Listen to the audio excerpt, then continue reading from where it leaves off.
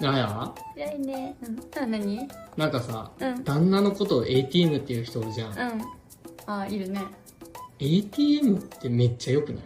俺、うん。ATM なろうかなって思うわ。あ、あれじゃろ。